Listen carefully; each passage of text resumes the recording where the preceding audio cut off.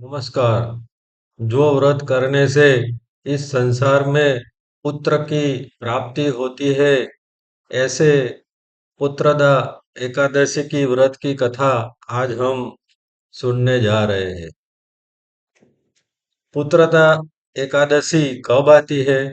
साल में पुत्रदा एकादशी कितनी बार आती है? पुत्र प्राप्ति के लिए क्या करना चाहिए? राजा महिषजीत को कौन सा व्रत करने से पुत्र प्राप्ति हुई? राजा महाजित को क्यों संतान प्राप्ति नहीं हो रही थी? महर्षि लोमेश ने पुत्र प्राप्ति के लिए क्या उपाय बताया? तो ये सब प्रश्न का उत्तर हम आज के वीडियो में कुछ समझने का प्रयत्न करेंगे। पुत्रदा एकादशी साल में दो बार आती है। एक पौष शुक्ल एकादशी जिसे पुत्रदा एकादशी कहते हैं। दूसरी श्रावण शुक्ल एकादशी जिसे भी पुत्रदा एकादशी कहते हैं। दोनों एकादशी की कथा अलग अलग है। आज हम श्रावण शुक्ल एकादशी यानी श्रावण शुक्ल पुत्रदा एकादशी के बारे में जानने का प्रयत्न करेंगे। तो द्वापर काल की कथा है इसके बारे में कि भी महस्मति करके एक राज्य था। महस्मति राज्य के महाराज महाजीत थे।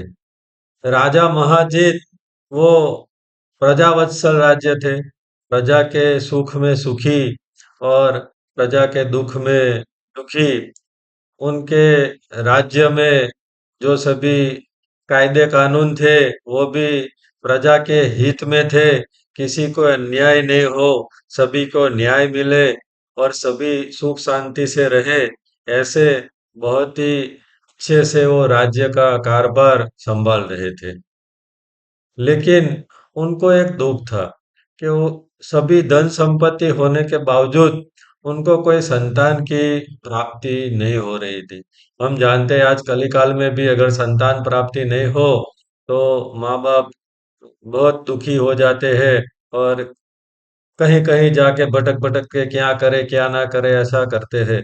तो इसलिए उनकी भी उम्र होती जा रही थी, बुढ़ापा नजदीक आ रहा था। इसलिए राजा ने अपने मंत्रियों को एक दिन बुलाया।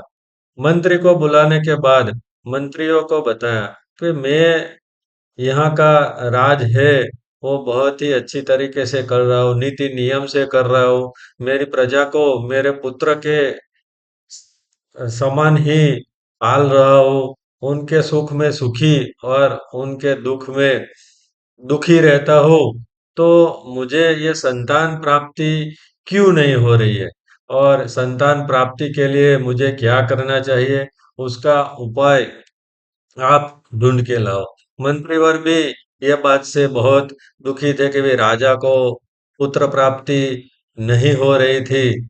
इसीलिए वो भी सोच विचार करके अलग निकल गए कि भाई चलो कुछ ना कुछ उपाय तो हम ढूंढ के निकालेंगे। तो घूमते घूमते मंत्री लोग एक जंगल में जहां पर महर्षि लोमेश का आश्रम था, वहां पर महर्षि लोमेश के आश्रम में पहुंचे। ऋषि जी वहां पर ध्यान मग्न थे। तो सभी मंत्री लोग जाके वहां पर महर्षि लोमेश ध्यान से उठे उसका इंतजार करते करते वहां पर बैठे रहे। कुछ देर बाद महर्षि लोमेश उनके ध्यान से बाहर आए। तब मंत्रियों ने उन्हें प्रणाम किया और उनको बताया कि हम यहाँ पर हमारे राजा महाजीत को ये दुख है, उनको संतान प्राप्ति नहीं हो रही है। तो उसका निवारण के लिए कैसे संतान प्राप्ति हो उसका कुछ उपाय आप हमें कृपा करके बताएं। महर्षि लोमेश थोड़ी देर बाद, क्योंकि वो तो त्रिकाल ज्ञानी थे, त्रिकालदर्शी थे, इसीलिए उन्होंने थोड़ी देर ध्यान किया। ध्यान में उनको सब कुछ पता चल गया। तो उन्होंने वो बताया कि आपके राजा को इस वजह से संतान प्राप्ति नहीं हो रही थी। तो मंत्री लोग बोले कि भाई हमारे राजा तो बहुत ही अच्छे हैं, अच्छे से राज करते हैं, तो उनसे क्या पाप हो गया कि भाई संतान प्राप्ति नहीं हो गई। तो महर्षि लोमेश ने बताया कि भाई ज्येष्ठ शुक्ल पक्ष की एक एकादशी पूर्व जन्म में थे वो। तो राजा महाजीत पूर्व जन्म में ज्येष्ठ शुक्ल एकादशी के दिन उन्होंने एकादशी का व्रत भी रखा था।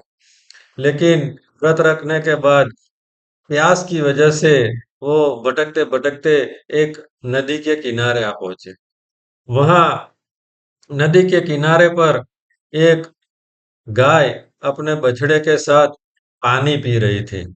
तो महर्षि लोमेश को भी प्यास लगी थी, तो वो भी पानी पीने के लिए वो गाय को बछड़े के साथ वहां से भगा दिया। वो भगा देने के बाद उन्होंने वहां पर से नदी में से जल पिया और वहां से चले गए।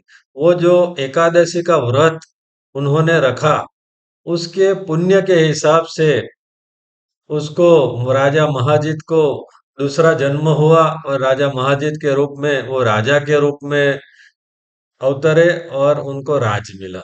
लेकिन वो जो गाय और बछड़ा जो पानी पीने के लिए आए थे, वो भी प्यासे थे, उनको वहां से भगा दिया। वो जो उनसे पाप हुआ, वो पाप की वजह से राजा को इस जन्म में पुत्र की प्राप्ति नहीं हो रही थी। तो मंत्री लोगों ने महर्षि लोमेश को पूछा कि भाई आप कोई उपाय बताए, भाई किस वजह से और हम क्या करें ताकि हमें ये हमारे जो राजा है वो राजा को पुत्र की प्राप्ति हो। तो महर्षि लोमेश ने बताया कि भाई अभी श्रावण मास की शुक्ल पक्ष की एकादशी आएगी। वो एकादशी का आप सब लोग व्रत रखो। वो व्रत रखने के बाद व्रत जब भी समापन हो करो, तब उसका जो पुण्य है वो पुण्य फल आप अपने राजा को अर्पण करो। तो वो उसकी वजह से ये जो पुण्य आप अर्पण करोगे उसकी वजह से राजा को पुत्र की प्राप्ति अवश्य होगी। मंत्री लोग बहुत खुश होके वापस अपने राज्य में आए। अपने राज्य में आने के बाद श्रावण मास की शुक्ल पक्ष एकादशी का व्रत उन्होंने बहुत ही भक्ति भाव से श्रद्धा पूर्वक किया और उसका जो पुण्य फल है वो अपने राजा को अर्पित किया।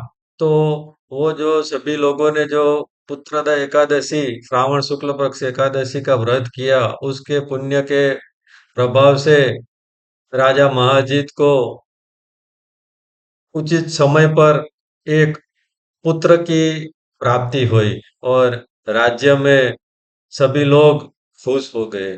तो ऐसा है कि भी श्रावण शुक्ल एकादशी का व्रत रखने से आपको पुत्र की प्राप्ति हो सकती है। तो पुत्र प्राप्ति के लिए श्रावण शुक्ल एकादशी का व्रत किया जाता है। तो वो व्रत कैसे करते हैं, एकादशी का व्रत करने में क्या-क्या नियम लगते हैं, कैसे-कैसे व्रत किया जाता है, क्या खाना चाहिए, क्या नहीं खाना चाहिए, तो उसकी माहिती हम अगले वीडियो में अलग से वीडियो बना के देंगे। तो अ, वो अवश्य देखिएगा। तब तक के लिए जय माता जी, जय श्री कृष्ण। ओम नमो भगवते वासुदेवाय। ओम नमः शिवाय। ओम नमः पार्वती पते हर हर महादेव।